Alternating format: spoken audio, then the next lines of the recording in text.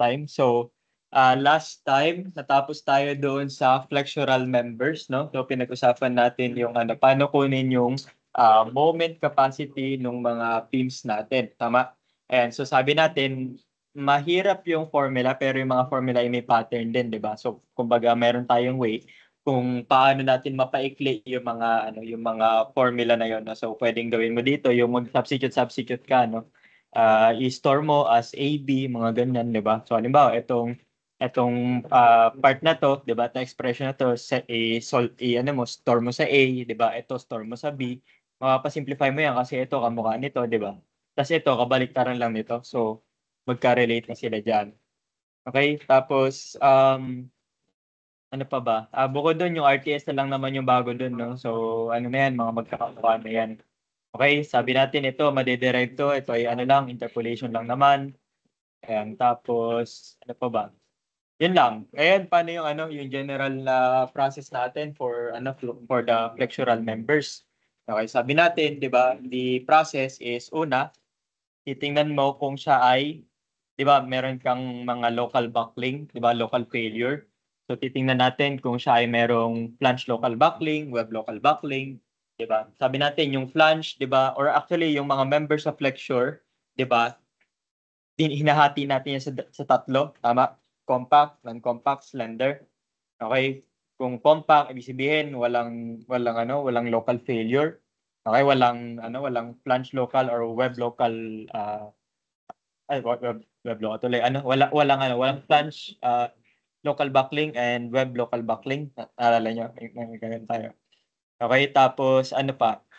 Kapag ka non-compact, sabi natin, ganun din yung calculation, magkakaroon ka lang ng additional. Ang additional is yung dagdag formula, yung MN, na mukhang interpolation lang, pero imbis na LB, LPL, ang gagamitin mo yung mga lambda.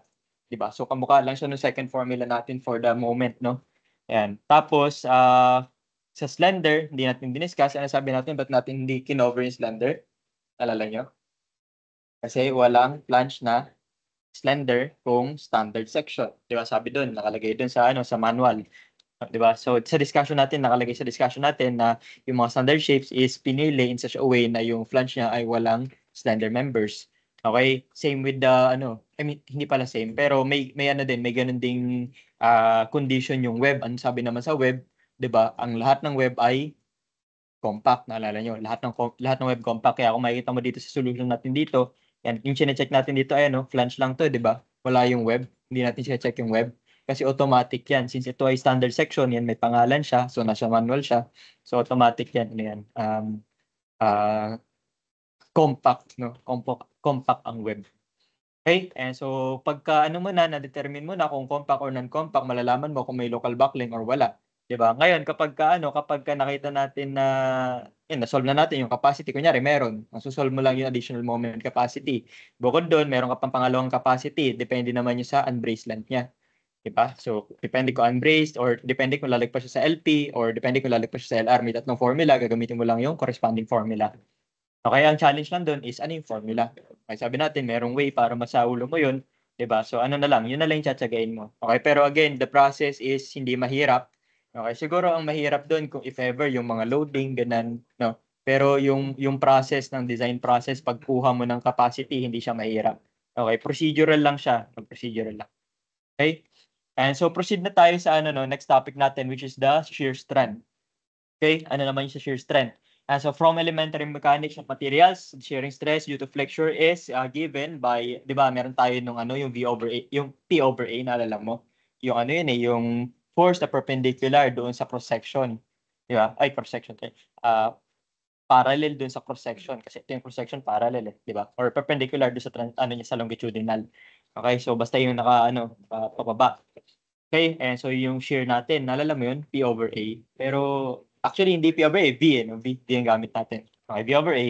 Okay, pero ang tawag dun kasi is average shear stress, no, average. Ngayon, meron kasi tayong tinatawag na ganito. Kapag ang pinag-uusapan natin is yung shear stresses dahil sa mga pagbending, kasi nagbe-bend yan, di ba? Kapag may bending, meron yung shear stresses na internal forces. Katulad nito na sabi niya, halimbawa, di ba, ito, yung shear dito is lang naman, V over A, yung normal shear stress.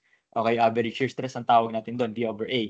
Pero pag titingnan mo kung ano yung shear stress, specifically at this point, pwede kang kumuha ng sobrang liit na particle, tapos kukunin mo to. I think na-discuss nyo to sa MEC 3. Alala nyo to, yung may mga principal axis.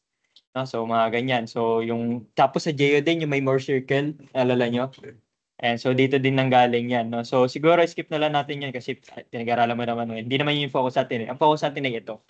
Okay? Ang sinasabi niya is that ang shear stress no sa bending member ay hindi equal. No, hindi siya ano lang V over A, hindi siya ganoon. No, hindi siya shearing force over shearing area, no hindi siya ganoon. Okay, kapag ka-bending ang member natin, ganito yung nangyayari, no? Meron siyang distribution na depende sa layo again sa neutral axis. Ano pa ibang factors, yung Q, ang tawag natin dito is the first moment of inertia. Okay, yung I is the moment of inertia kasi nga bending pa rin naman siya. Tapos B is the width doon sa point na pinag-uusapan. Okay, so yung dimension no na kumbaga yung least dimension na nandoon sa pinag-uusapan. Okay, so V is the shear force doon sa part na yon, doon sa cross section na kinatan natin. Okay, na makikita natin dito, the shearing stress is not constant. Makita mo habang lumalayo sa neutral axis, bumababa naman siya. Kabaliktaran siya nung naalala mo, yung flexural stresses. Ano nangyari sa flexural stresses habang lumalayo? Ano nangyari? Tumataas, bumababa. Tumataas, tama? Tumataas habang lumalayo. My over I, di ba? Y is the distance, numerator, so tataas pag mas malayo. Dito kabaliktaran. Habang lumalayo, lumiliit ang shearing stresses. Pinakamalaking shear stress sa gitna. Okay? And sabi dito, the figure on the lower right shows the shearing stress distribution for a W shape. So, ibig sabihin, itong makikita mo dito, makita mo, di ba? Unti-unti siyang bumababa, tapos biglang sudden drop dun sa part ng flange. Bakit? Kasi biglang lumaki yung width mo diyan eh. 'Di ba? Lumaki ang area mo. So mangyayari do sa shear stress mo, biglang liit din 'yan. Nakuha nyo? Kaya naging ganyan yan dahil dito.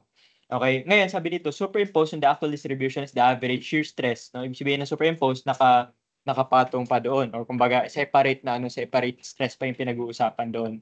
Okay? Ayan. So, itong mga shear stress ito is mga tawag natin dito is the mga horizontal stresses. Okay? So, yun yung mga horizontal shear stress. Ang direction niyan is tawag dito parallel to the longitudinal. Diba? Kumbaga, kung i-imaginein mo yung fibers niya, ngayon sa timber, no? Kaso wala na kasi yung timber dito. Imagine mo, di ba, meron kang ganyan. Kunyari, dalawang planks, no? Tapos, kunyari, di ba, mag-bend siya pa ganun. Imagine mo, ganito ang magiging itsura niyan pag nag-bend. Mukha, di ba? Dapat ganito. Pero di ba, hindi naman ganyan tunay na itsura niyan. Magkahiwalay na member to eh. Di ba? So, ano nangyari? Ito, nandito. Ba? Ganyan yung actual eh. Ito yung mga fibers natin eh. Imagine mo, sa mas maliit na parts, no, ganun yung nangyari doon sa steel natin. And syempre, kahit anong material. Okay, so yung mga interface nito, meron yung shearing. Yun yung kinokopit natin. No? So yung mga shearing between the longitudinal fibers. Okay, ito yun yung mga pinag-uusapan natin. Ngayon sabi, ito ay almost equal lang din daw dito. Okay, sinasabi niya doon, no? And so yan yan yung mga stresses na nade-develop dahil sa pag bend ng material natin. Okay, so kapag nagbe-bend siya, hindi lang siya basta nag-flexure, no? Hindi lang siya basta nagbe-bend, no? Nag-shearing din siya. Okay, may induced shearing din. Okay, and so sabi dito, superimposed, so does not differ much from the maximum web stress. Okay, so the web will completely yield long before the flanges begin to yield. Okay, anong daw mangyayari? Okay, dahil hindi agad mag-yield, hindi mag-yield ang web. Hindi mag-yield ang flange, no? Nakasabay ng web, ang nangyayari, kino-consider natin na yung web lang yung magre-resist, no? Yun yung kino-consider natin na part na magre-resist nung mga forces natin. And sabi dito, because of this, the yielding of the web represent one of the shear limit states. Okay, taking the shear yield stress at 60% of the tensile yield stress. Kasi sabihin, yung capacity natin is depende doon sa tension. Okay, kung ano yung Fy niya sa tension, plus 60 times 60% mo lang yon, so times 0.6, so yun na yung magiging shear stress capacity mo. Okay, sabi dito, we can rewrite the equation for the shear stress in the web at failure as V over A.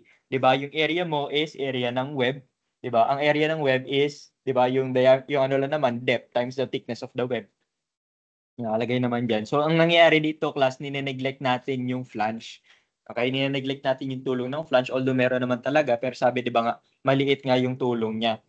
Okay, ayan. So, kapag ka nakita ka ngayon ng detail, halimbawa, detalye niya, ano, ganito, meron kang white flange, ano, tapos, yan, cross section tayo dito. Tapos, i-connect mo halimbawa, no? So, paano may i-connect? Halimbawa, yung column niya, meron kang white flange sa column din.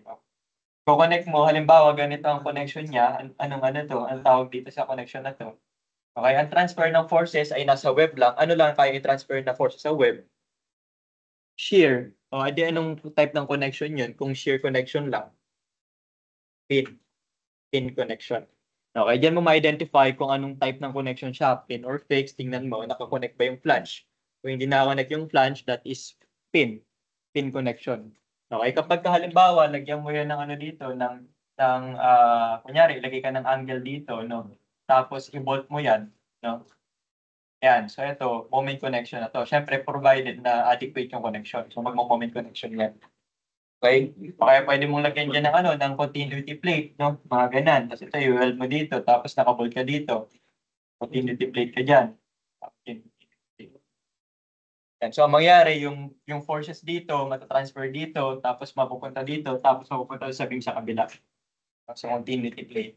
So, yan. So, siyempre, yung yung pag-detail niyan depende sa mo, sa intent mo, no? Kung minodel mo siya as pin connection, edi i-detail mo siya as pin connection. Kapag minodel mo siya as fixed, 'di ba? Kailangan mo siya i-detail as fixed. Okay, for LRFD, the relation between the required and the available stress is, ayan, so usual naman, 'di ba? The demand, tapos ito yung capacity. Dapat sa baba or equal, no? In ASD, ganun din, no? Sabi lang natin, magkaiba lang ng tawag sa kanila, magkaiba lang ng method, 'di ba? Ito kasi naka-multiply sa phi, yung isa naka-divide ng omega, no, yung shear natin, shear tuloy yung safety factor natin. Okay, the values of the resistance factor and safety factor will depend on the web width to thickness ratio. Okay, bakit web to thickness ratio? Kasi web nga yung failure ng web. Web yung failure ng shear. Okay, the capacity is stress times area. Okay, stress, sabi 60% ng yielding, di ba?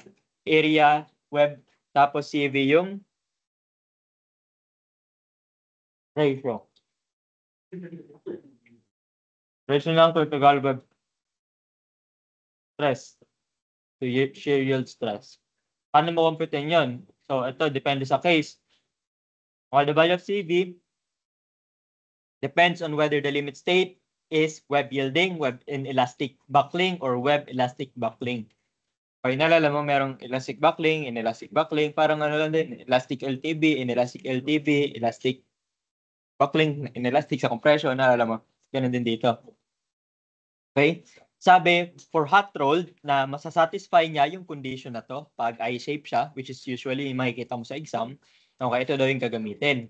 CVI 1. So, madali lang, hindi 1 lang pala yun, hindi wala ka nang babaguhin, di ba? Okay, so, ang phi natin ay 1, okay, ang na omega ay 1. So, basically, ay 1.5 pala. So, basically, kung LRFD, yun na yun, di ba? Kung na-compute mo, yun na yun. Kapag ka-ISD naman, di-divide mo lang ng 1.5. Okay, case 2 naman, sabi, for all other doubly or singly symmetric shapes, okay, kung hindi siya papasok doon sa condition na una, ito daw yung formula.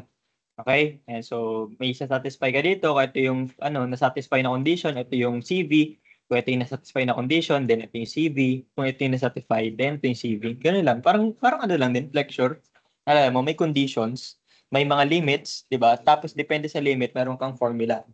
Okay? So, ganun lang siya. Hindi siya mahirap din eh. Magulo lang. I mean, yung formula, magulo, di ba? Pero yung process, hindi eh. Tama ba? Paano magagawin? Ulit, capacity, stress, area, times yung factor. Di ba? Yung factor daw para do sa ratio. Yung stress ay 0.6. Ganun lang, 0.6 lang ng yield. Ang area is yung area ng web. Tapos yung factor lang. Ito lang yung factor, oh. 'Di ba? Ang tanong lang, anong factor? So, depende nga sa limit, 'di ba? Kung less than, ito, 1. Kung nasa gitna, meron kang formula. Okay? Kung lumagpas ka doon sa pangalawang limit, ito yung pangatlong formula. Okay? So, ganun lang. Tapos, plug in. Sabi dito ngayon, okay, KV is equal to 5 for unstiffened webs with H over T less than 260. sabi dito, AISC F13.2 states that H over TW in unstiffened girders shall not exceed 260. Okay. Anong nakuha natin doon? Sabi, 5 daw ang kV kung less than 260. Pero sabi din ng AISC, hindi pwedeng lumagpas ng 260. Ano yung sabihin? Eh di walang lalagpas ng 260. Di ba? Walang shape na dinesign na lalagpas ng 260. So ano ibig sabihin? Automatic, ang kV mo ay 5. Okay? As, nakuha niyo yung point dito? So, laging 5 ang kV. Okay, sabi kasi yun eh. Okay, so shear is rarely a problem in rolled steel beams. No, the usual practice is to design a beam for flexure and then check it to shear. So paano daw yung process natin? Usually, ginagawa natin, dinedetermine natin yung capacity sa flexure. Kapag adequate na siya sa flexure, tsaka mo i-check sa shear, hindi baliktad. Bakit? Kasi mas malamang na mag-fail siya by bending. Okay? So ganun ang usual, no? So kasi syempre kapag ka magde-design ka, kailangan mo i-satisfy lahat ng mga failure modes, 'di ba? Siyempre, bukod sa connection, di ba, yung section mo mismo, kung may axial siya, kailangan ma-design mo for axial. Di ba? Kung bending, kailangan ma-design for bending. Di ba? Kung shear, kailangan ma-design for shear. Obviously, lagi may shear and bending kapag beams, di ba? So, ano yung process? Again, mas madalas mag-fail sa flexure. So, i-design siya for flexure. Then, after that, di ba, after mo makakuha ng adequate section for flexure, tsaka mo i-check kung okay pa rin ba sa shear. Okay? Kapag okay na, edi yun na yung final section mo. No? So ito yung capacity niya, no, kung titingnan natin sa graph, no. So ito yung ano, yung tawag dito, yung mas mababa do sa ano. So yan eh. Yung 1 yung K, yung 1 yung CB. Okay, kapag lumagpas ka do sa unang limit, so magiging ganito yung formula mo, ay yung capacity mo. Okay, kapag nandito ka naman sa lumagpas ka do sa pangalawang limit, so ito yung magiging capacity natin or yung value ng CB. Actually capacity nga yan. Ito 'di ba? Stress area times yung CV, 'di ba? Stress area times CV, stress area tapos CV ay 1 dito, kaya 1 buo. Okay, so paano natin gagawin? So same problem last time. So paano mo daw gagawin? So solve natin, ano daw? Sabi ang ko-consider natin ay yung sabi H over TW, naalala mo, hindi yung overall depth, yung web lang. So tatanggalin mo yung ano, yung K, yung 2K, naalala mo. So ito 'yun. So case 1. Okay, case 1, so meron kang ano, may value ka. So anong value ng CV natin? CV ay 1. Okay, so ito. Yung ginawa natin dito. Hot roll die shapes. And so tinignan natin kung na-satisfy niya to, no? Na-satisfy naman niya. So matic 1. Okay, ayun. So na-satisfy niya. Okay, so case 1. Okay, ang formula is stress area factor. Diba? Simple lang. Stress area factor. 1 ang factor. Diba? Vn. O, anong phi per Vn? 1. Diba? Anong ASD? Divide mo lang ng 1.5. Palagi namang ganun ang relation niya. No? Ulit-ulit na tayo doon. Tapos na. Diba? Ganun lang. Yan. So, joke lang. Ang tanong pala, satisfactory ba siya? So, paano malaman satisfactory? Di ko na may maximum shear. Anong loading nito? Distributed. Ano or nasaan muna ang maximum shear ng simply supported beam na may distributed load? Nasaan? Nasa support. Okay, very good. Nasa support. Okay, ano itsura ng shear diagram niya?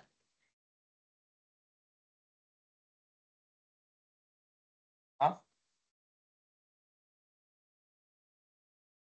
Vertical.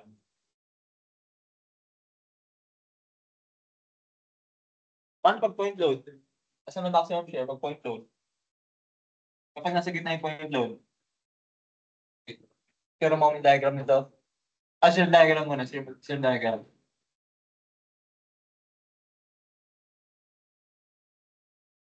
Ala. Reaction. Walang load. Bababa. Load. Tataas. Reaction. Diba? Paano itsura ng moment diagram? Triangle. Ito, ano itsura ng moment diagram? Meron. Paano pag nagsama?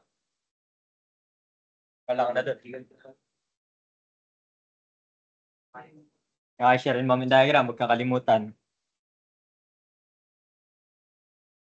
Pag-isipan mo ah.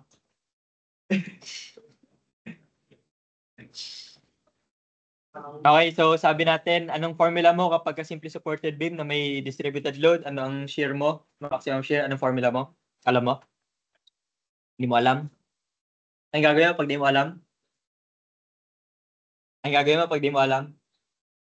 Tirin moment diagram. Oh, paano mangyari dito? Sabi mo na, alam mo kung nasa na maximum shear, di ba? Nasa maximum shear? Nasa support. Tama ba na kung ano yung reaction sa support, yun na yung maximum shear? Kasi tataas yan eh, tapos bababa na yan. Di ba? So, tama. Di ba? Yung maximum shear ay yun na yung reaction sa support. Kung ganito yung case, syempre, depende case to case. Di ba? Pero sa case na to, tama na yun. Ang tanong, ano yung reaction? Paano mo gagawin? Ano mo gagawin? Gusto mo kunin halimbawa yung reaction sa left. Kung meron kang distributed load, sabihin natin general lang W, ang length mo ay L. Paano mo makuha yung reaction sa left? W, WL over 2. Paano nakuha yun? Okay, very good. Pwedeng gawin mo na lang, di ba? Kung ayaw mo ayaw mo mag-summation ng moment forces, di ba? Pwedeng gawin mo, logic na lang, di ba? Pantay yan eh. Di ba? Ano yung total force nito? Di ba? Distributed yan, di ba? Weight per length. E di multiply mo sa length para makuha mo yung weight. Sino maghahati yan? Yung dalawa. Di ba? E di weight length divided by 2. Di ba? Ngayon, kung ayaw mo ng gano'n, edi gawin mo, mag-summation ka ng moment dito. Di ba? So, meron kang pababa dito, tapos meron kang dito. Magtatik tayo ng moment dito. Okay, ang magre-resist ng moment dito na clockwise moment, counterclockwise moment is the clockwise moment from the reaction. Okay, counterclockwise moment is WL times moment arm na, ano siya? L over 2. Tapos, minus W tuloy, R, diba, reaction sa A times L equal to 0. By algebraic manipulation, R is equal to WL squared over 2L. So, WL over 2. Sobrang simple lang, di ba? Pag nahirapan ka, yun lang, di ba? Wala ka dapat dito pag nahirapan ka dyan. Agree tayo dito dapat lahat kaya to nasa still ka na, di mo pwede sabihin, ay ano yun eh, structural theory yan eh. Di ba? Basic skills yan, di ba? Basic skills, si Ika. Okay, ano pang point nito? Ba't may blank zero dito? Anong gusto natin sabihin? Gusto natin sabihin na ang beam ay nagba-block shear din, hindi lang tension. Bakit? Kasi kung iisipin mo, 'di ba, pwede din tong mapunit pa ganyan eh, 'di ba? Kasi pababa yan eh, 'di ba, pababa. So pwede mangyari kapag nag-fail yung connection niyan, mapupunit yan dito. Ayan, so do sa may kita naman ko saan. 'Di ba? Okay, pero hindi na natin 'to isasama, pinakita lang natin na nandiyan, so focus na lang tayo sa ibang bagay. Okay, in-emphasize lang natin. Okay, pero paano mo i-calculate load? Paano mo yun i-calculate? Ganun din. Ano lang pinagkaiba? Okay, dito ang mangyari, instead of tensile forces, ang mangyari, shearing forces yun. Okay, itong shearing forces na to, or shearing force na to, yun yung magkakos ng failure dito. So ito ngayon yung shearing area mo, ito yung tensile area mo. Okay? So same idea lang naman, 'di ba? Ganun pa rin naman, 'di ba? So kapag kapaba ito yung tensile area. 'Di ba? Ito yung shearing area. Na-identify nyo ba kung ano yung tensile tsaka yung shearing area? Dapat. Okay, dapat alam mo kung saan yung tensile at shearing area. Sino nagde-decide kung sino ang maging tensile at sino ang maging shearing area? Yung direction ng load. Okay, very good. Okay, depende sa load. Okay? Halimbawa, ang loading natin ay pa ganito. Okay, kasi yung iba kasi nagpa-pattern lang, no? Pattern lang. Huwag ganun. Okay, intindihin mo bakit ganun yung ginagawa. Halimbawa, ganito, ano sharing area? Yung patayo o yung pahiga? Yung pahiga, yung sharing area. Patayo yung tensile. Kasi depende sa cross-section na nagre-resist ng force. Okay, depende sa direction ng force, nag-iiba ang loading niya. Okay, so yan, emphasize lang natin, no? Kasi baka mamaya, yung beam mo biglang tumagilid, di ba? So makita mo, meron kang kakaibang mga loading doon. Okay, so at least alam mo kung ano yung shearing tsaka ano yung tensile. Okay, so same again, same ano lang naman yan, same loading lang yan. Ay, loading to same calculation lang yan last time. Kaya ano pa ibang kailangan natin consider? Sabi natin, 'di ba, pag nagde-design tayo, kino-consider natin bukod sa strength, okay, meron pa tayo ibang criteria 'di ba? The other criteria is yung serviceability. Okay? If individual members ang pinag-uusapan natin doon is serviceability by deflections. Dapat ang mga members natin ay nagde-deflect, syempre lahat naman nagde-deflect, pero hindi dapat sobra. May limit 'yan. Wala namang material na hindi nagde-deflect kasi nga lahat ng material may weight, 'di ba? Kung lahat may weight, di lahat may may forces na kini-carry. Kung may forces, may stress. Kung may stress, may moment. Yeah. May deflection, di ba? O lahat may deformation kasi lahat may stress. Okay, sabi dito, in addition, users of structure may view large deformations negatively. Okay, bakit siya pasok sa serviceability? Siyempre, wala namang gusto makita ng na yung bahay mo o kaya yung structure, di ba? Papasok ka pa lang, nakangiti na sa yung beam, di ba? Naka-bend na di ba? So, feeling mo hindi safe eh. Bakit? Kasi hindi ka pa nga napasok, nakayuko na yung, gano'n na yung beam sa'yo, no? Nakangiti na. Okay, sabi, for the common case of a simply supported, uniformly loaded beam, the maximum vertical deflection is, naalala mo yan, 5 WL raised to 4 over 384 EI. Paano pag point load? Tingnan, paano pag point load? Na siya, PL cube over 48. Okay, very good. Okay. Paano pag nagsama? Paano pag may distributed load? Tapos 5 point, ang gagawin nyo? Pag-addin. Superposition lang yun eh. Di ba? Naalala nyo sa theory mo kay Sir DP, di ba? Superposition yun. Kung hindi mo kayang pagsama-samahin, isolve mo isa-isa, tapos pag-addin mo yung mga deflections nila. Kung point load sa gitna, tapos distributed load, nasan ba yung maximum deflections nun? Di ba nasa gitna lang din naman? Pag pinag-add mo, di parehas na sa gitna mag-maximum yun. Mag-add lang effect. Okay, so bahala ka ulit yan. Kung nagsiselfone ka lang ha, bahala ka dyan. Basta ako, sinabi ko yan. Gulat ka na lang ulit. Okay, deflections. Ano daw yung limits natin for serviceability? Meron kang L over dalawa yan. Okay, 360. Ang pinaka-critical dyan yung 360 tsaka yung 240. Okay, so yung pinaka dapat mong malaman. Okay, kasi commonly, roof beams or floor beams yung pinag-uusapan natin. So itong nasa baba na lang, no? Yung roof beams, meron lang ibang requirement, no? Pero generally, ang ginagawa natin, sinasatisfy na lang din natin yung nasa baba kasi mas critical yun eh. So, minsan tamad kasi kami, so ginagamit namin yung mas critical na lang. Kasi isipin mo di ba, roof beams tapos floor beams, anong mas maliit na limit? Di ba mas maliit na limit, mas conservative? Kasi limit yun eh. Di ba? Mas yun, mas maliit yung tolerance, parang ganun. Ano mas maliit na limit? Yung mas malaking denominator o yung mas maliit na denominator? Mas malaking denominator, tama? Mas malaki. Kasi mas malaking denominator, mas maliit ang total value, parang mas strict siya. Nakuha nyo? Ayan. So kapag ka roof beam kasi, may limit ka eh. Depende sa condition. Meron kang 360, 240, 180, tapos titignan mo pa kung may ceiling na plastered, ganyan, non-plastered. Kung i-satisfy mo na lang yung 360, automatic, satisfied na rin yung dalawa. Diba? So, ganun din dito sa ito. Diba? So kami, actually, hindi ko nga alam yung iba dyan. Itong dalawa na lang alam ko dyan. Okay, so in practice, ganun ginagawa natin. So commonly naman, pag-uusapan natin mga floor beams lang din. Okay, so ang tandaan mo, yung 360 tsaka 240. Okay, dalawang criteria yun. Sinasabi kasi, kung live load lang ang pinag-uusapan, diba, ang kailangan mo lang satisfy is L over 360. Ngayon, kapag ang pag-uusapan is yung combined effect ng dead load and live load, ang limit mo is L over 240. Parehas yung chinecheck. Okay, parehas. Okay? And so ngayon, halimbawa, ano ang pwede mong gawin kung halimbawa, mataas yung deflection sa beam mo pero hindi ka pwedeng magtaas ng section kasi limited ka sa space. Sabihin ng architect, ayoko ng malalim. Wala ka ng choice. Ano pwede mong gawin? Okay, nakalagay doon. Sabi, pwede tayong mag-camber. Okay? Sabi dito, no, deflection is a serviceability limit state, no, not one of strength. So deflection should always be compared to service loads. Ano ibig sabihin nun? Yung mga loads na gagamitin natin ay hindi factored. Yung ginagamit mo for ASD, dead plus live, tapos iba pang load combination na walang 1.2, 1.6, di ba? Yung mga ganon, yun yung ginagamit natin for deflection. Serviceability kasi yan. Okay? So sabi, the limit shown in the table for deflection due to dead load plus live load does not apply to steel beams. Okay? Because, sabi dito, the dead load deflection is usually compensated by some other means, such as cambering. So, ano nangyayari dito, no, in practice, di ba, yung kasi, tawag dito, yung mga steel natin, di ba, generally, maliliit yung mga sections natin kumpara sa RC. So, nangyayari, commonly dyan, nag-fail talaga siya sa deflection, pero hindi ibig sabihin na hindi na okay yung section.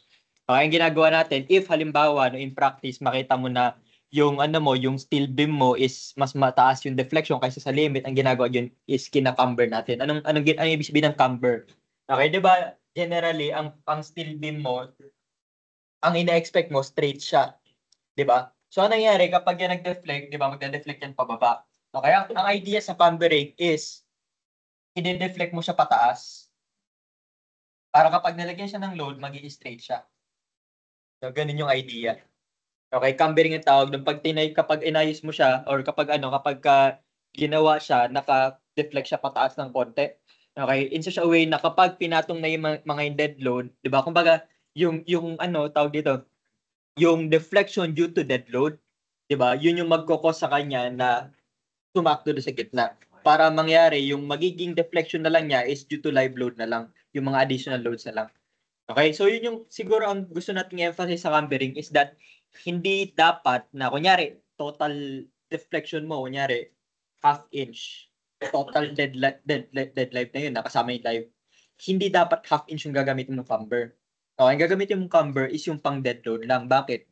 Kasi kung isasama mo yung live load, what if walang tao? Hindi, itsura ng beam mo, nakataas ka ng konti. Di ba? So kapag nagka-camber tayo, hindi natin sinasama yung live load. Okay, dead load lang. Kumbaga self-weight para kapag nalagay na yung self-weight niya, kasama yung mga nakapatong sa kanya, yung mga slab, mga ganyan, etc. Yung nangyayari, papantay siya. Okay, syempre, bababa pa yun ng konti, pero at least hindi na sobra. Di ba? Kumpara doon sa hindi nakakam. Okay, so yun yung tawag doon, no? Cambering. Okay, sabi dito, and dead load deflection is compensated by some means, cambering. Okay, again, dead load lang, no? Dead load deflection lang. Okay? Kasi pag sinabi mo yung live load, kapag walang live load, nakaangat yung beam mo. Ayaw natin ng ganun. And so camber is a curvature in the opposite direction of the dead load deflection curve and can become accomplished by bending the beam with or without heat.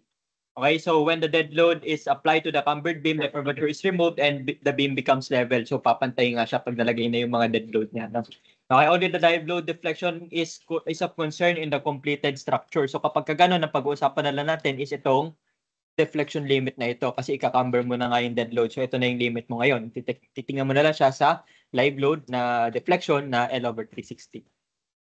Okay, sample problem dito. Sabi dito, compute the dead load and live load deflections for a 30 feet simply supported beam carrying a dead load of 500 pound per feet and live load of 550 pound per feet. If the maximum permissible live load deflection is L over 360, is the beam satisfactory? No, assume I is equal to 510 inches raised to 4. Okay, so ang limit natin na pinag-usapan is L over 360. So ano yan? Ang pinapacheck natin yung live load lang. Diba? Live load deflection. So kung makita mo dito, 5WL raised to 4 over 384 EI, nakita mo yung load. Diba? So saan natin siya kinumpare? Kinumpare ba natin? Actually, parehas pala natin kinumpare, no? Pero ito yung titingnan mo. Kasi sabi nga natin, ito nga ay hindi counted. Okay? Tama ba? Naalala mo? Live load, di ba? Live load ito.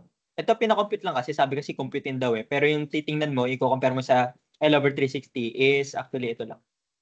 Okay, yung 0.678. Okay, nakalagay naman dyan, no? Yeah, delta L. So, deflection due to live lang. Okay? So, baka makita mo sa essay mo, no? Sabi, bakit ganyan? O, bahala ka ulit, ha? Bahala ka ulit. Ganyan.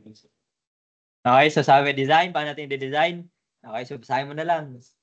Hindi joke lang. Hindi, yung design kasi, hindi nga kasama sa natin, sa scope nito. Okay, yung design process, again, hindi siya mahirap, no? Sa steel, ang design process is actually analysis lang din. I-analyze mo, tapos kapag yung nakuha mong capacity is mas malaki sa loads, okay. Ganun lang. Pag hindi, try ka ng iba. Wala kang ibang gagawin eh. Nakuha nyo. Hindi siya katulad ng RCD na maghahanap ka ng number ng bakal. No? Dito kasi predefined yung mga sections. So basically gagawin mo, check, di ba? Check, compare hanggang makakuha ka ng pinakamaliit na section na adequate. Okay, ganun lang process. So kahit hindi mo nabasahin to, yun lang yung idea nun. Di ba? Ang pinaka kailangan mo lang gawin is i-check mo lahat ng failure modes, lahat ng limit states. Halimbawa, beam, check mo yung bending, di ba? Check mo yung shearing, di ba? Check mo yung deflection. Ganun lang. Kaya pag nasatisfy mo lahat ng limit states niya, okay na yun. Di ba? Siyempre, kasama yung connection. Pero dito, siyempre, beam lang pinag-uusapan. Yung connection, pang yun, pang module 3 yun. No? Pang module 3. Okay? So ito na yung major natin na topic for today, yung biaxial bending. Okay, so siguro ito yung medyo nakakatakot kung na-encounter mo na siya, pero actually hindi eh. Okay? Tama ba na-discuss natin yung bending? Tama. Yung last time, 'di ba, na-discuss natin yung bending. Mahirap ba yung bending? Yung process, mahirap yung process. Process if else lang, 'di ba? Compact ba siya, non-compact, may formula, 'di ba? Tapos nun titingnan mo lang ano saan siya papasok sa tatlong condition. 'Di ba? Ang mahirap yung formula, pero yung process hindi eh. If else lang 'yun, 'di ba? O depende sa kung saang criteria siya papasok, meron kang formula, pa-plug in mo, may sagot ka na. Hindi mahirap yung process, hindi siya mahirap intindihin. Ang mahirap sa uluhin yung formula. Nakuha nyo? Dahil hindi mahirap yung process, hindi rin mahirap ito. Kasi kung alam mo kung paano gawin yung bending, naging dalawa lang yung axis. Yun yung biaxial bending. Okay? Yun yung gusto nating sabihin, no? Pinapasimple natin para hindi mo siya sa uluhin na ang haba naman yan, ang hirap-hirap. 'Di ba? Kasi kung isa-summarize mo siya, makikita mo hindi siya mahirap eh. Promise, mahaba lang yung solution, pero yung pinaka-idea, hindi siya mahirap. Okay, so sabi dito, kailan nangyari yung biaxial bending? So halimbawa, ito, meron kang beam tapos yung load mo is hindi naman directly pababa. Patagilid ng onte, 'di ba? So kung patagilid ng onte, meron kang component pababa, pero kang component pa lateral, patagilid, 'di ba? Kumbaga pa horizontal. Ba? 'Di ba? Naalala mo sa mechanics mo, 'di ba? Sinasine cosine mo 'yan kung may angle. Minsan triangle, 'di ba? Yung nagre-ratio ka.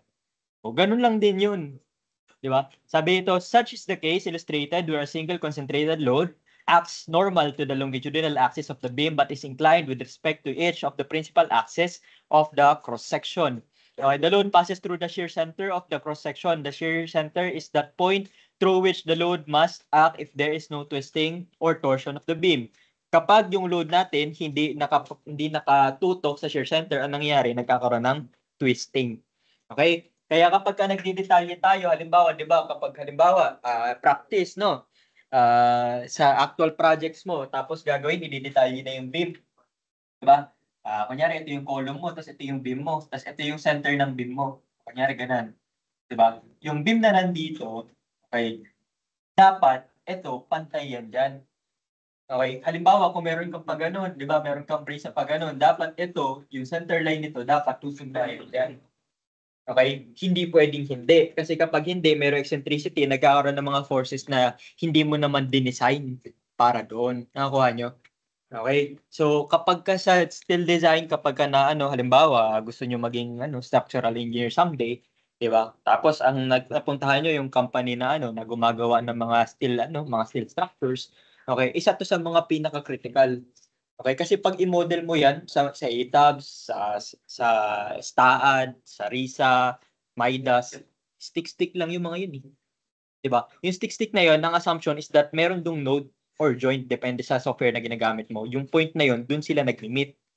Ang actual na itsura nun, ito, yung meeting ng force. Paano kung yung detalye mo, 'di ba, nakaganyan pero naka-offset ka dito, yung force niya pag ganun. May distance, may moment na may create sa actual. Dinisign mo ba siya para doon? Hindi. Pero dinitalye mo siya na nakaganon, mali na yung gawa mo. 'Di ba? Kasi nagkakaroon ng mga accidental moments tsaka forces. Okay? So sobrang critical ng design no ng connection kapag sa actual. Okay? So hindi kahit tama yung mga sizes mo, kung mali ang detalye, mali pa rin 'yun. Okay? So meron pwedeng maging failure dahil sa incorrect detailing. So yun yung hassle sa steel actually. Sa steel design, sobrang detalye nila. Unlike yung concrete na bubuhusan mo lang, basta may bakal-bakal, naka-development lang kung tama, okay na yun. Di ba? Pag RC mahirap, kapag steel mahirap, sobrang detalyado. Okay, so sabi dito, the location of the shear center for several common cross-sections is shown in figure A, where the shear center is indicated by a circle. So nakalagay dyan yung common shear centers ng mga ng mga sections natin. Okay, the value of E naught, okay, which locates the shear center for channel shapes is tabulated in the manual. Okay, so shear center is always located in the axis of symmetry, so thus the shear center will be at the centroid of a cross-section with two axes of symmetry. Okay? May question. Okay? Halimbawa ito yung beam, no? Paano ang tamang layout ng curtain?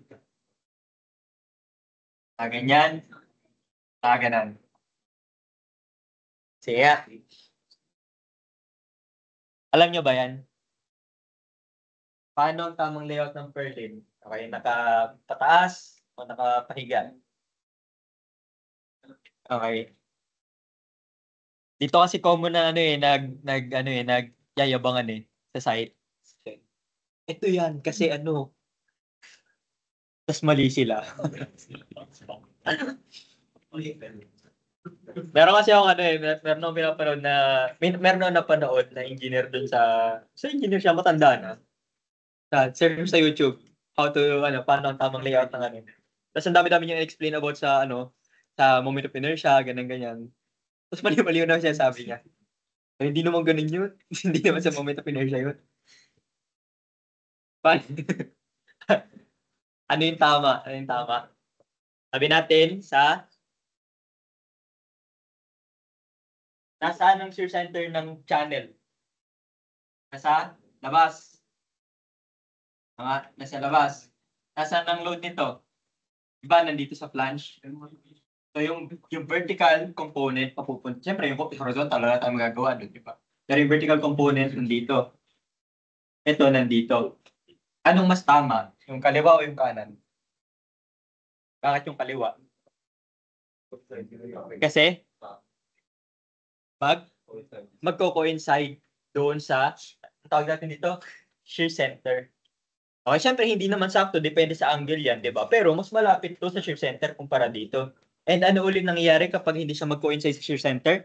Merong twisting. Magti-twist yung purling mo. Di ba? Walang kinalaman yung moment of inertia doon.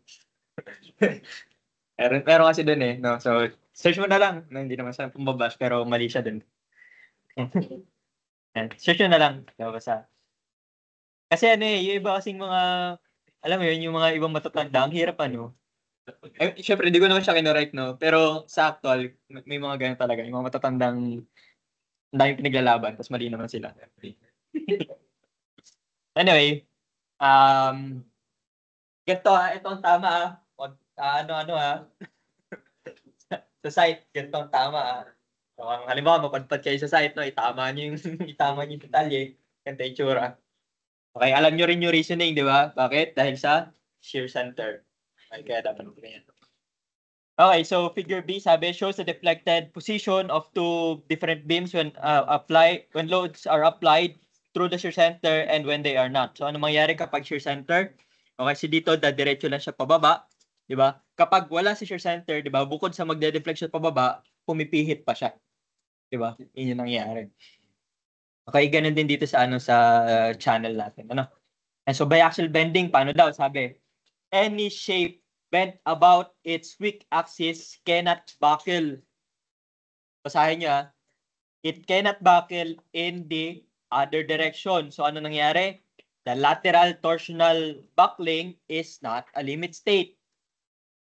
Okay. If the shape is compact, ito na lang agad yung capacity niya. Okay. Limited lang siya nitong 1.6 FY/SY. Pero nung nakita mo, makita ka bang mahabang formula sa weak axis? Wala, di ba? MP lang yan. MP or 1.6 nung yield. Di ba? Okay? Sabi, itong limit state na to, bakit daw? Is to prevent excessive working load deformation para hindi daw siya masyad, di ba? Yielding yun, deformation yun, di ba? Para hindi sumobra daw. Okay, sabi dito, masatisfy yun kung ganito daw ang limit, kaya nagkaroon ka ng ganito, ng 1.6 na 1.6 SY. Nangyayari daw yun kapag ganito. Di ba pag inalgebra mo to, ZY is equal to 1.6 SY. Di ba? Dahil dito sa condition na to, kaya na-derive tong pangalawang limit na to. Okay, sabi, if the shape is non-compact, di ba, ano mangyari? Ito yung formula. Okay? So, ito yung capacity mo daw para sa weak axis. Di ba, alam mo na yan? Ganun din. Di ba? If the loads act through the shear center, the problem is one of simple bending in two perpendicular directions. Okay, bending sa X, bending sa Y, pagsasamahin mo yung effect, tapos, hindi siya bago. Alam mo na yan. 2 beses mo nga lang gagawin. Okay? Yun lang. Sabi, it can be resolved into rectangular components in the x and y directions, each producing bending about a different axis.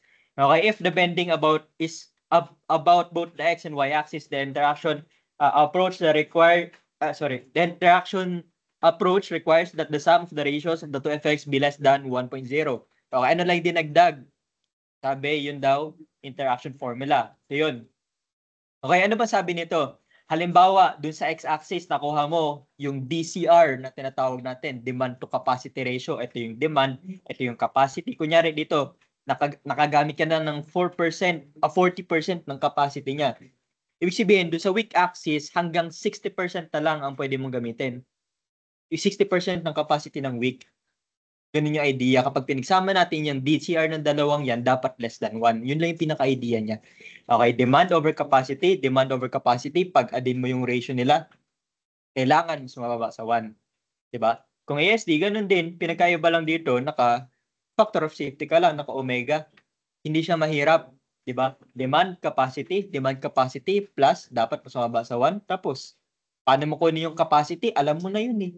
Diba? Paano mo kunin yung demand? Structural analysis, diba? Theory, diba? Shear and moment diagram. Alam mo na yun eh. Tama ba? Alam mo na yan. Alam mo na yung moment capacities, diba? Paulit-ulit na tayo dyan. Nakailang ka na dyan. Okay? Okay, ito lang yung medyo kakaiba. Paano daw kung hindi daw nag-act sa shear center? So, wala dito, diba? Hindi siya nagdumiretso sa, sa part na to. Sabi, halimbawa, kung hindi daw siya mag-act sa shear center, sabi, ang mangyari, bukod sa flexure, meron pang torsion. Sabi dito, in each of the two situations, only about half of the cross-section is considered to be effective doon sa weak axis. Okay? Therefore, when considering the strength of a single flange, di ba, ang gagawin mo, kukunin mo yung kalahati lang. Anong idea daw? Kung hindi siya nag-a-act sa shear center, di ba, magti-twist yan, ang i-assume natin na resisting part is yung kalahati niya lang. Ito lang, oh. Yung top lang. So, kung ano man yung ZY, kalahatiin mo lang yun. So, ito nung ano mangyari sa formula mo, edi ganun din. Kalahatiin mo lang to. Di ba simple lang? Alam mo na yung kanina ano lang nangyari dahil meron ka eccentricity, di ba? Dahil hindi siya tumama sa shear center, ano mangyari? Magkakaroon ka lang ng 0.5 do sa baba. Bago ba yun? Hindi. Alam mo na yung kanina eh. Di ba? I-relate mo lang. Wag mo sa uluhin na separate yung mga yan. Mahirapan ka talaga. Di ba? Pero magkakamukha lang yan. Sabi niya, alam mo na, di ba ito, sabi natin, ratio lang ito. Ang pinakaiba, may 0.5 ka lang dito. Paano yung ratio? Again, yung load, di ba? By shear and moment diagram, kung hindi mo alam, kung alam yung formula, di mag-formula ka, di ba? WL squared over 8, mga ganun. Yeah, PL over 4. Okay. Yung MN, di ba? Sabi natin, alam mo na eh, di ba? Di ba? Compact, non-compact, tapos depende sa saan papasok basta tatlo, di ba? Formula lang mahaba, pero yung process, hindi mahirap. Hindi mahirap yung process, if else lang, mahaba lang yung formula. So, tsagayin mo lang yung formula. Okay? So, ganun lang siya, simple lang.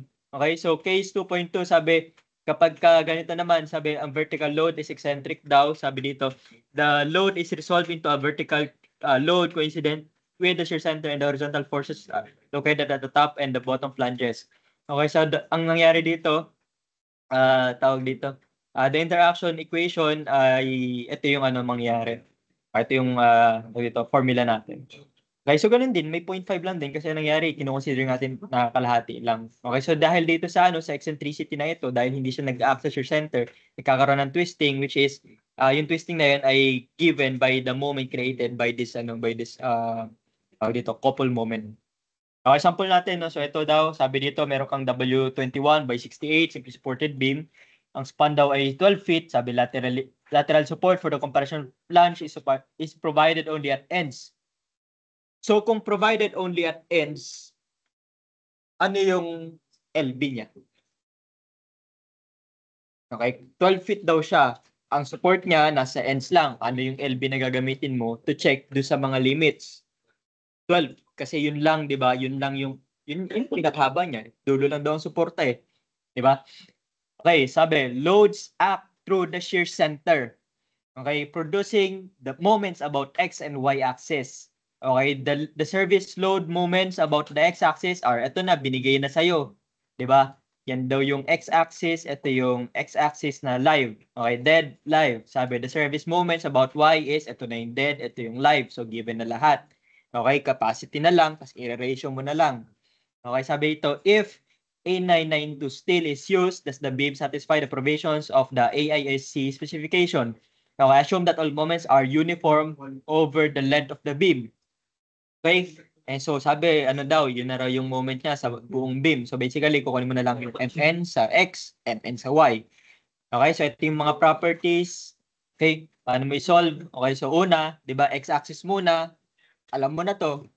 Diba? Sabi, paano magagawin? Tingnan mo muna kung siya ay non-compact. Limit, di ba? Mas mababa siya doon. Tama ba? Mas mababa, walang flange local buckling. Tapos niyan, kunin mo na yung capacity. Okay? Sabi natin, 12.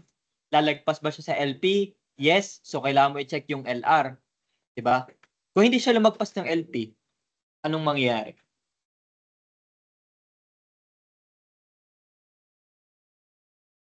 Kunyari, ang length natin 5 feet lang. Anong next solution mo? Okay, very good. Mn is MP. Nalala nyo? Sa graph, di ba? Isang straight, tapos bababa, tapos gaganon. Papasok siya dito sa pinakaunang part, which is lahat yun ng capacity ay plastic moment. Okay, very good. So, Mn is equal to MP kung mas mababa doon sa LP. Okay, halimbawa 5, huwag mo nang compute yung LR kasi hindi na siya lalagpas ng LP, hindi siya lalagpas ng LR, di ba? So, 12 pa itong mahaba, hindi mo na magamit. Ano nyo? Okay, so tingnan mo lang muna kung lalagpas siya ng LP, di ba? Gawin mo yung LR kasi hindi mo naman alam ngayon kung lalagpas or hindi doon sa pangalawa. Depende sa formula, di ba? Dito lumagpas. So, kailangan mo i-check ngayon kung anong type ng lateral torsional buckling, kung elastic or inelastic. Kasi magbabago ang formula, depende kung saan papasok. Okay, nakuha natin ang LR is 18. Ano daw yung length natin? 12. So, nasa pagitan ng dalawa. So, kung nasa pagitan, yung parang interpolation, naalala mo, dinerive pa natin yun. Okay, yung may ratio-ratio, di ba? Yung may LB, LR, LP, LR, mga ganun. Okay, and so ganun lang, no? So, plug in the values. Ito na, MP, alam mo na yan, di ba? Ano lang yan, FYZX, di ba? Tapos, ito, FYSX, di ba? Sabi natin, ito yung limit sa, ano, sa elastic, di ba? Tapos, yung ratio ng mga, ano, ng mga lengths, no? Interpolation lang yan, no? So, yan yung slope nung, ano mo, nung graph mo, di ba? So, doon lang dinerive yan. Okay, so, ang MNX natin, ang capacity for X is 549. Ito na yung capacity natin. Okay, so anong kulang mo na lang? Yung MNY. Alam mo rin kung paano kunin yun eh. Diba? Sabi natin, ganun din, diba? Check mo, sabi, wala ulit flange local buckling. Eh, nagawa mo na to kanina. So, huwag mo nang ulitin sa exam, no? Huwag mo nang ulitin. Nagawa mo na kanina eh. Okay? Sabi, walang LTB for the weak axis. Okay? So, kung walang LTB, anong mangyayari? Tingnan na natin yung ano niya, yung capacity niya, no? So, wala palang LTB, didiretso ka na dito. Okay? Bakit daw walang LTB sa weak axis? Ano sabi dun kanina? Alala mo, may nalala ka ba?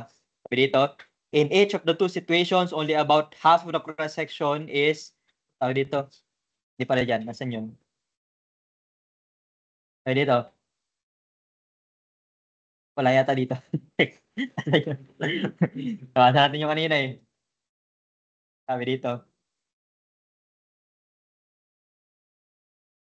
any shape bent about its weak axis cannot buckle in the other direction. Okay, kapag nag-ano na daw siya sa ano sa weak tawag dito sa nagbebend na siya sa weak axis, hindi na siya pwede mag-buckle doon sa ano sa x-axis, sa strong axis, no. Okay, so hindi magkakaroon daw ng LTB kung ganun daw yung case, no. And so if the shape is compact, no, so ito daw yung magiging formula natin. Okay, ngayon tingnan mo Ano daw siya? Compact. Anong capacity? Plastic, di ba? Pero makita mo, FY, ano siya? FY, ZY. Naalala mo kanina? Last time, di ba, ZX pinag-uusapan natin. Ba't ZY dito? Kasi, ano? Y bending tong pinag-uusapan eh, di ba? Weak axis bending na yan eh. So, plastic, di ba? Plastic section modulus sa weak axis ang gagamitin mo. Kanina, ginamit mo yung FYZX kasi strong axis ang pinag-uusapan dun eh. Joke lang, hindi mo pala ginamit kasi pumasok sa pangalawang condition eh. Di ba? Pero kung halimbawa plastic moment yun, di ba? And I mean, meron dito I mean, sino dito? Ayun, MP. Ayun, FYZX yun eh. Di ba? 160. Tingnan mo sa given, no? ZX, 160. Di ba? FYZX, strong axis. Hindi mahirap, di ba? Simple lang eh. Mukha lang mahirap, di ba? Kasi, ewan ko. Ito na, di ba? Plastic moment. Ano daw yung other limit? Sabi, 1.6 daw nung hindi plastic. So basically yung elastic. Ano yun? FYSX. Alala nyo, FYSX. Di ba? Kung ZX ay para sa plastic, SX ay para sa elastic. 1.6 daw nun. So FYSX, ay SX tuloy, SY kasi weak axis ang pinag-uusapan. Okay, FY, SY, 1.6 nun. So dalawa dyan. Okay, kunin mo daw yung mas maliit, which is ito. Di ba? So, ito yung capacity. Okay? Paano mo kunin yung kung okay siya? Ayan, so, load over moment capacity. Mas mababa sa 1? Yes? Okay. Simple. Di ba? Ganun din sa LRFD. Okay? So, ito, pinagkaiba lang nito. Ito, pinag-plus lang yung dead tsaka live. Okay? Pinag-plus yung dead tsaka live. Okay? So dito, eto, 0.9, eto, 0.6. Lagi, alam nyo, di ba, magkapamilya yan. Kung 0.9 to, kapamilya niya yung 0.6. Paano mo nakuha yun? 0.9 over 1.5, di ba? Lahat ng pinag-usapan natin, magkakamukha lang yun. Lahat yun, divided by 1.5. Tama ba na alam mo na yan? Nung last week mo pa alam yung bending na yan eh. Di ba? Naging dalawa lang. Di ba? Tapos ano maganda doon? Yung weak axis, lagi, kadalasan, hindi naman palagi, pero kadalasan, MP lang. Di ba? Kung hindi man, okay lang. Pangalawang formula lang naman yun. Alam mo naman na yung pangalawang formula para sa, di ba? Sa strong axis. Di ganun din gawin mo sa weak axis. Ang pinagkaiba lang doon, FY, ZY. Kuha nyo? Kasi syempre, weak axis pinag-uusapan. Alam namang gamitin mo yung section niya sa strong. Logical ba yung pinag-uusapan natin? Logical naman, di ba? Okay, siguro i-summarize lang natin yung summarize natin yung buong module 2 mo para hindi ka magreklamo. Okay, compression members. Paano ang solusyon sa compression members? Identify kung dalawa lang yun di ba? Kung lalagpas doon sa 4.71 square root of E over Fy, yung KL over R niya. Okay, tama ba? Naalala nyo? Okay, yung KL over R, titingnan mo muna kung supported ba siya sa weak axis. Kung hindi siya supported, matic weak axis yung failure. Kung supported, i-check mo parehas. Yung mas malaking KL over R, yun yung i-compare mo sa 4.71. Kung lalagpas, di ba may formula? Kung hindi, may formula din. Yung 0.877 FE yata, FE.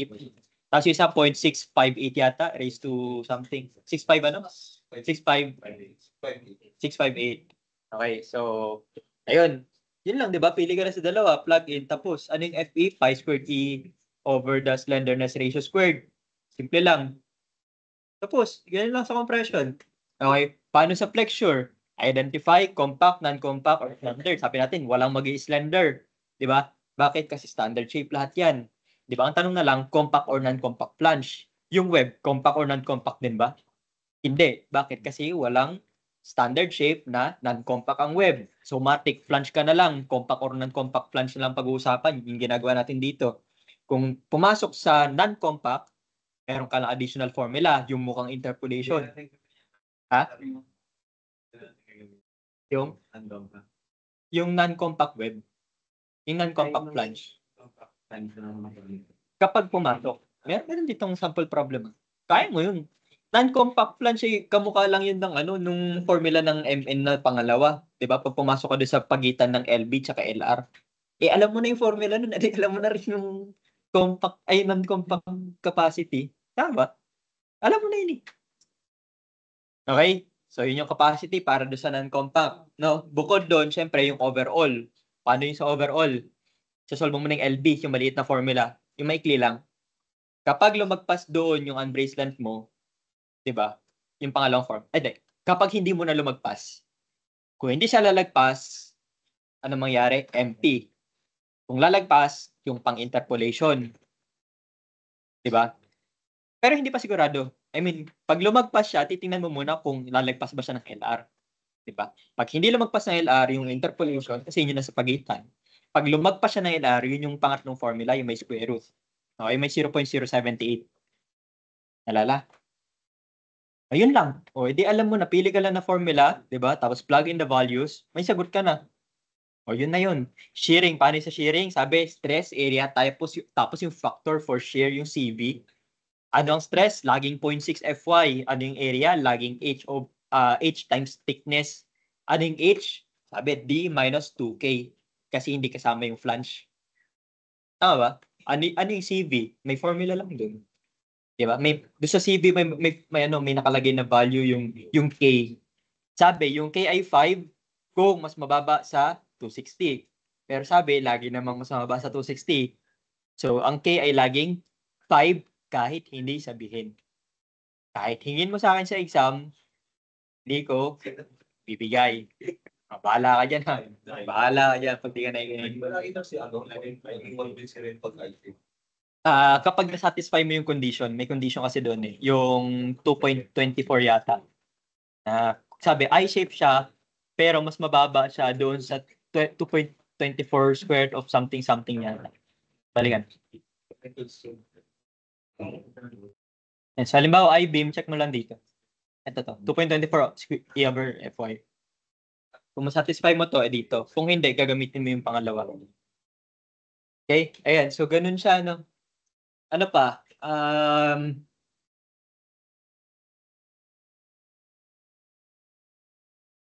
Okay, tapos na tayo sa shear. Simple lang yung shear. Di ba? Straightforward lang.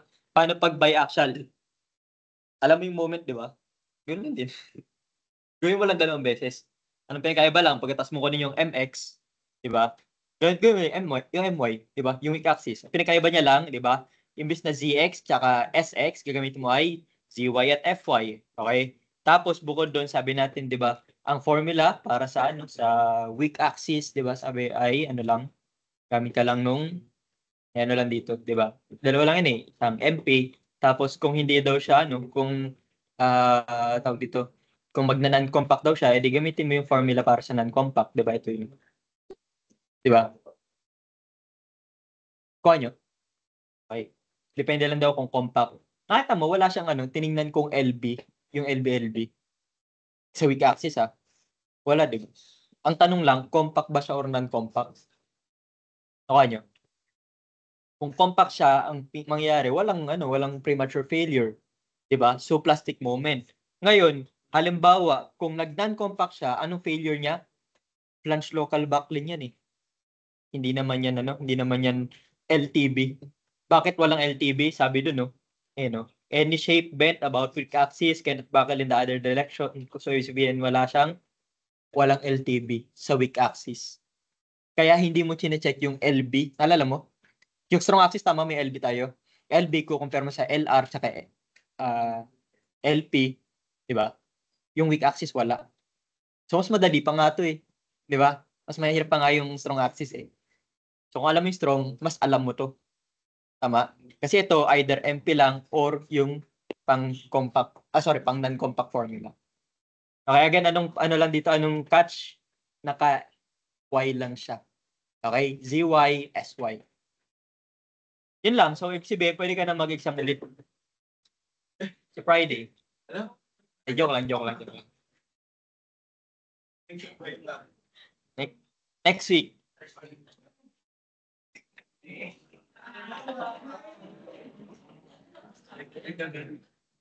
Siyempre. Joke lang. Late kami sa ibang section eh. So, anong sila natin. Yung mga next meeting natin ay magiging activity siguro ulit na mag-activity tayo. Tapos, yun na. Siyempre, pag absent ka, di walang activity. Bahala ka sa buhay mo. Yung problem set, ganun ulit. Naka-upload na to, di ba? Oh, lahat. Tapos magreklamo uli kayo na, ay sir, di ko naman alam to, kahit sinulat mo na. Di ba? Problema